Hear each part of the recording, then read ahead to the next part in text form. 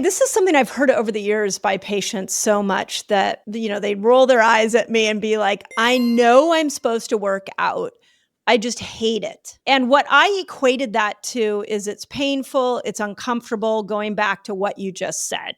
So what do you do if you literally physically hate working out? I would want to look at a few things, right? So one is the hating of working out related to a history. So I'm a psychologist. I can't not go there. Yeah. I know. So is there a history there, like a history of being forced to work out, a shame history, only exposed to one form of movement? Some people, maybe they associate it with like gym class or in school when everyone had to run the mile and they were the last one, or they felt shame around that, right? So it may be a mismatch of what you were exposed to as a kid in terms of joy of movement, right? Working out is different than movement. So have you ever had a time when you've experienced joy and you have a history that contributes to that hating of it? So that's one part. I don't want to lose this thought. So are we designed to enjoy movement?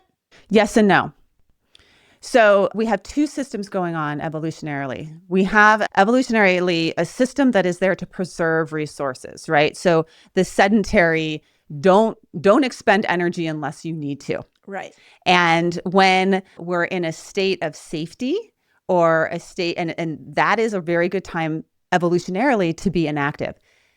Now we're using that inactivity time of like scrolling on the couch time, right? When actually we should be active. So we actually need to override that system to some degree. And that requires some degree of discomfort and overcoming of that inertia. There's another part of movement that actually is quite reinforcing. Like, why is it that when I start running 10 minutes in, or when I start playing pickleball, or when I start kicking the ball around with my kid, I start to feel good?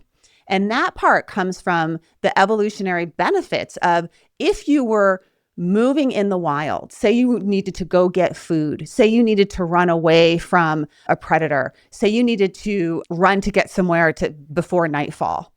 Your body needs to tell you, keep going, good job. And so you get flooded with a number of different types of neurohormones. I mean, including dopamine, which makes us want to keep going, right? That's sort of the craving neurohormone. But other things like serotonin that gives you that sort of satisfaction, right? The endocannabinoids, which make you feel good as well.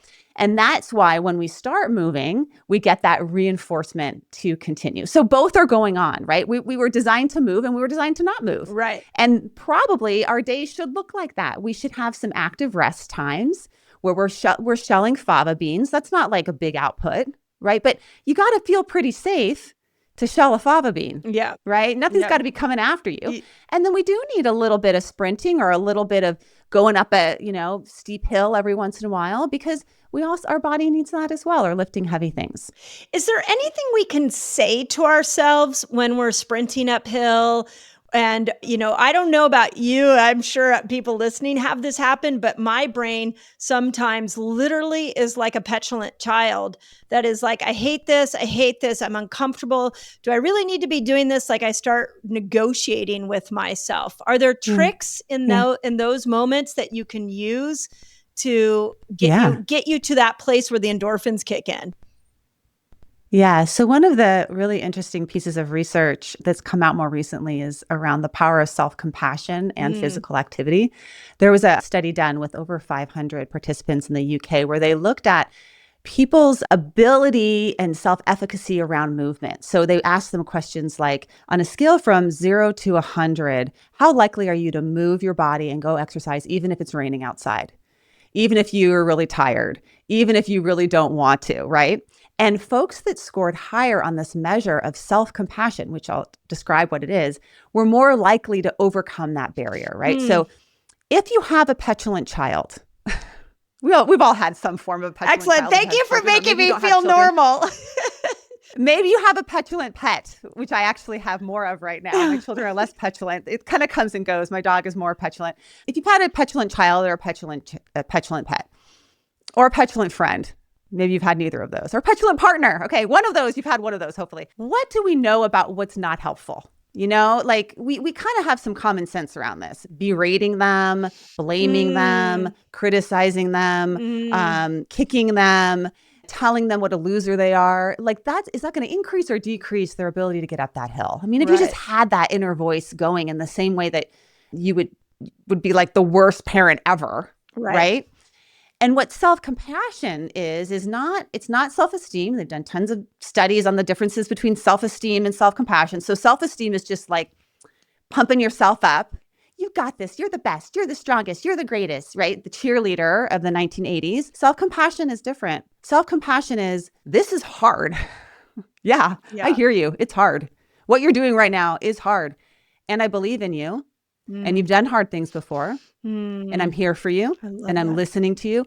And sometimes that voice is not the most helpful voice to listen to. You need to get into your heart. You need to dig deeper. There's a bigger reason why you wanted to go up this hill. What is that reason?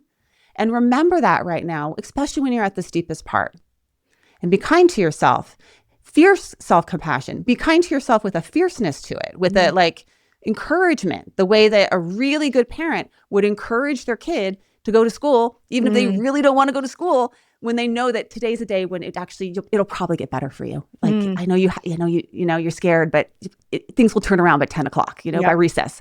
So one of the things that we can start to do is start to use a different way of relating to ourselves, which is not either pounding down the petulant child, but not listening to the petulant child either. Like you don't just say, okay, you're right. This is too hard. I'm going to stop here. So you like pep talk. But a third way is self-compassion. It's kind of pep talk, but it's compassion's different than peppy. I mean, we can smell peppy. Like pep talk has a falseness to it.